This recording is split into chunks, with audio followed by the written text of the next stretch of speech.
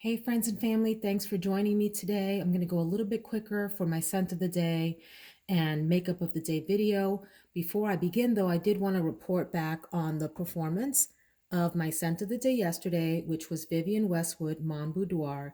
This did stay a nice skin scent, a sensual skin scent, and it was cozy and pretty and feminine. So that's where I will leave that. I like it.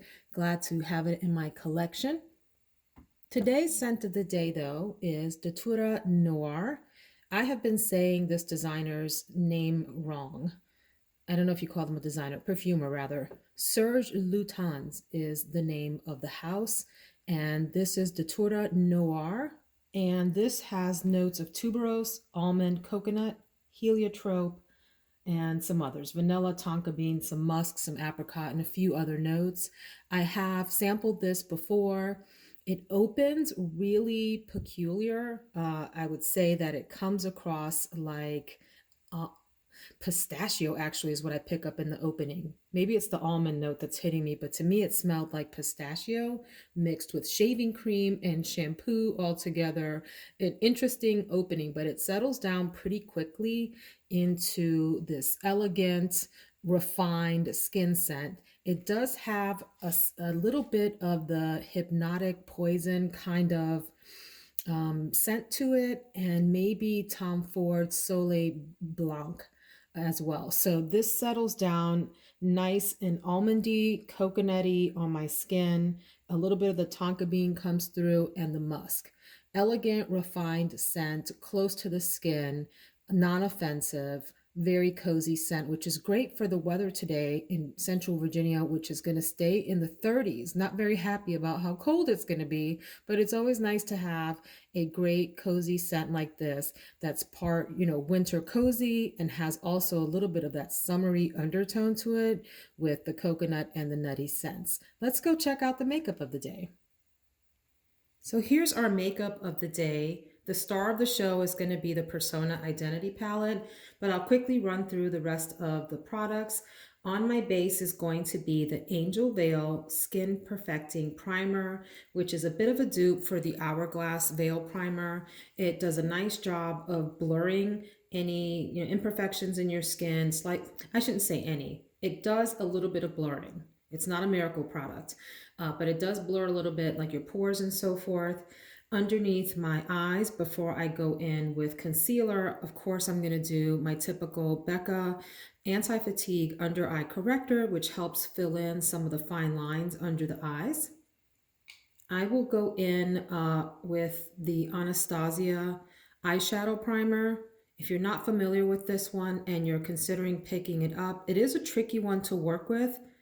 If you see that little tiny dot that I have on my hand, that is really all that you need of this on each eye because it goes so far. See that? So it does leave a little bit of a white cast, which actually provides a really great background for any kind of color. So I do like this. You have to be careful and not go in with a lot. And don't have anything gooey underneath your eye primer like a heavy moisturizer. Keep it light because this will sort of pill up and be hard to work with or work over if you have a lot of product under it. My concealer today is going to be the Giorgio Armani Power Fabric. I have mine in the color 4. This is a great staple concealer that goes on really creamy and light, but has really great coverage, if that makes sense. So it's not a heavy concealer in texture, but it does a great job concealing and, at least in my experience, will not crease and so forth. Really great staple concealer that I plan to keep in my collection and definitely repurchase when I come out. This is in the color 4. I'm going to work with the Jane Iredale Liquid Mineral Foundation today. Mine is in the color Warm Sienna. This is I find a really tricky foundation to wear. Why did I get this? I heard that Jennifer Lopez wore this, and I am a Jennifer Lopez wannabe. Not quite, but I do appreciate her look and try to follow some of the makeup techniques of her makeup artist. Why isn't this pumping out? There you go. So it has like these beads that are suspended in the fluid here. And I find it's a beautiful foundation once it settles down, but putting it on can be a little bit tricky. I suggest using your fingers. See that consistency? It almost makes you wonder, is it ruined? Is something wrong with it? But once you get an opportunity to really blend it out, see what I mean?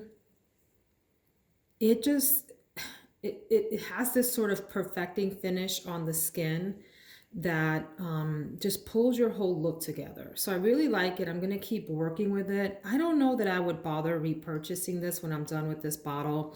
It is an expensive foundation, but the fact that it's so difficult to work with can be a turn off. But I'm going to keep playing with it, and I do like the finish that I get with it. It dries down nice and matte on my skin and blurs. Let me keep going. For my powder, I'm going to use the RCMA No Color Powder. So this is a really cheap one. I think I got this for 10 or 12 bucks. It looks white in here, but actually performs very differently on the skin. There you go. And also has a blurring effect. So it's kind of invisible on the skin. It really is no powder, even though it's white in here. So if you are of a darker skin tone and you have sort of a deep brown, don't be intimidated by this. Go ahead and try it. It will come out on your skin invisible and do really great with helping to set your makeup. I'm going to contour a little bit with the Charlotte Tilbury Hollywood Contour Wand. I have mine in the color medium dark. This is an interesting one also that I had to learn to work with. It's got this little like sponge applicator. And I use this really on the hollows of my cheek and around the perimeter of my face to darken it up a bit. And it blends out really nicely. My bronzer today is going to be the Milani Dolce Baked Bronzer. This is not one that will deposit a lot of color, but it performs decently and I like the tone of it. Let's move on then to the star of the show, which is the Persona Identity Palette. I will tell you, it took me a long time to pull the trigger on buying this. I wondered if it was one of those products that was just sort of super hyped up on YouTube and maybe wasn't that great. And I think my bias was that I didn't recognize the creator. This woman is actually a YouTuber. Her name is Sona. I think it's Gasparian is her last name. By the way, she's drop dead gorgeous. Go check out her channel. She has these beautiful, soft, everyday looks that I think anyone can relate to of any age. But this is the Identity Palette. It was the first one that she put out. And it has really quite a nice variety of tones in here. And I bought it, recently during the Ulta sale and pulled the trigger. I think it was half off if I'm not mistaken. And then I kind of kicked myself that I hadn't purchased it earlier because it's so great for just travel. It's a nice, neat little palette like this, but it has such a nice variety of colors in here that can give you any kind of look. You can get an office look, you can get a glam look, you can get a date night look, you can get an everyday look, you can even get editorial. For example, these colors in here, down here, they're mattes. They remind me quite a lot of the Natasha Denona Safari palette, where she's got these really interesting colors that you can play with and create some dramatic looks. The shimmers in here are to die for. They go on so creamy, so smooth. Like that's seductive. Isn't that pretty? Gold Digger. Bombshell. Let's get sassy. Let's give sassy a minute. Oh my gosh. So you can get a really dramatic look out of this. Or keep it simple, pop a matte like Charming in your crease and maybe humble along the brow bone, and call it a day and just head out of the house and do your grocery shopping or whatever. Great palette, not intimidating, wonderful for beginners and wonderful for those of you that are more experienced and just looking to add some gems to your collection. There's not a dud in here. All of these shadows are really fantastic and perform well. Persona Identity Palette. I will use the Nars Exposed palette for my blush and probably hang out in here. These two colors here in the middle. Maybe mix those up, maybe hit the top of the cheekbone with this more corally pinky color down here. For my highlighter, I'm going to use this strobe light in the Hourglass palette. This is, what are you called? The Metallic Strobe Powder Champagne Strobe Light. A really pretty, subtle highlight. Okay, it doesn't look that subtle on screen here, but if you use a light brush and just go along the tops of your cheekbones, little tiny bit on the bridge of your nose, for example, or wherever else you like to apply highlighter. You can even put this in your brow bone, on your brow bone as a little bit of a highlight on your inner corner of your eye when you do your eyeshadow. Super pretty, long lasting, not obnoxious. It looks a little obnoxious here on my skin on the camera. Sorry for that, but I promise it performs well on your face. And I will finish off my look then with Lash Sensational mascara. These kinds of wands are the trickiest for me to work with. I prefer like an hourglass or a flat wand. These trick me. They give me the promise of shaping my eyelashes, but they actually don't, at least not for me. Maybe it works that way for others. But nonetheless, this is still a solid performer. For mascara, I will, so that's that. And then my eyebrow, I'm going to use my Precisely My Brow Pencil in the color 3.5 to do a little bit of filling in on the inner half of my eyebrows and give it a little bit of more of a tail. Be careful when you use eyebrow brushes and products. At least for me, my preference, my advice is to keep your eyeshadows looking natural. Don't go too crazy and overfill. Don't over sculpt. Personal preference here, right? My opinion. I feel like that look is very outdated and a natural brow is the way to go, or a more natural looking brow. I may put a little bit of the Wet n Wild On Edge long wearing eye pencil. I have to see how the eyeshadow look goes and whether I feel like I need an additional, bit of definition around the eyeshadow look. But this is a great pencil that smudges out. See what I just did there? That smudges out really easily.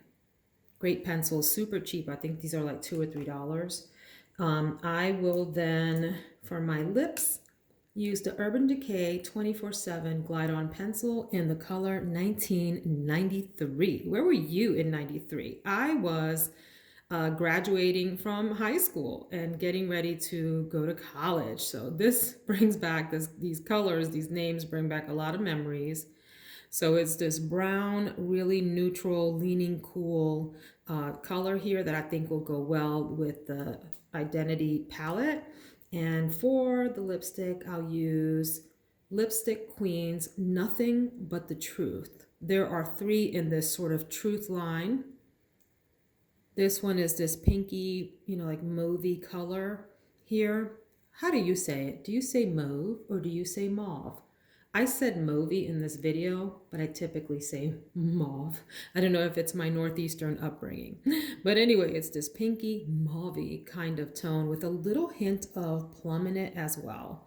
Really pretty, has a lot of, I shouldn't say a lot, it has some sheen to it, as you see here. And those will work really well together for a nice natural looking lip. And I will use the Milani Radiant Make It Last setting powder to give my face a little bit of luminosity and help blur the edges. I'll take a big fluffy brush and just lightly dip it in there and kind of run it across the edges of my face really lightly as a finishing touch. And then at the end, come in with the NYX Dewy Finish Spray. Setting spray rather. This is an inexpensive one. I think I got this for $5 or $6. They're always on sale. It is really dewy. If you don't like that, don't play with this. Stick with the matte version. NYX makes a great matte setting spray as well that's inexpensive and does the job. The dewy finish will give you a lot of luminosity, and it can be a little bit tricky to spray on, so make sure that you're holding it, I would say 8 to 10 inches from your face. Do a couple of spritzes, see how you look, and then always take a sponge a damp sponge, and then once it starts to dry down, don't do it right away. Give it an opportunity to get like that wetness off, and it's drying down and it's almost done. Go in with your sponge and just kind of blot your forehead and lightly on your cheeks and your nose and your chin. You don't want to take your whole makeup look off that you just work so hard to put on, but it helps when you go in with that sponge to blend everything together. And if there's anything that still looks a little bit cakey in your look, it'll help to sort of pat it down and help everything play well together. That's the makeup of the day. I hope you will check out my other videos. Last night I recorded a top 12 beast mode fragrances video with my son giving his commentary, and it was so much fun to film. He's 12 and his nose is so different than mine. You know, I'm in my mid-40s. We just have very different taste in fragrances, and it is hilarious to see his reaction to some of these perfumes that I love and he hated, and then vice versa, some that I wasn't so sure about and he just thought was great.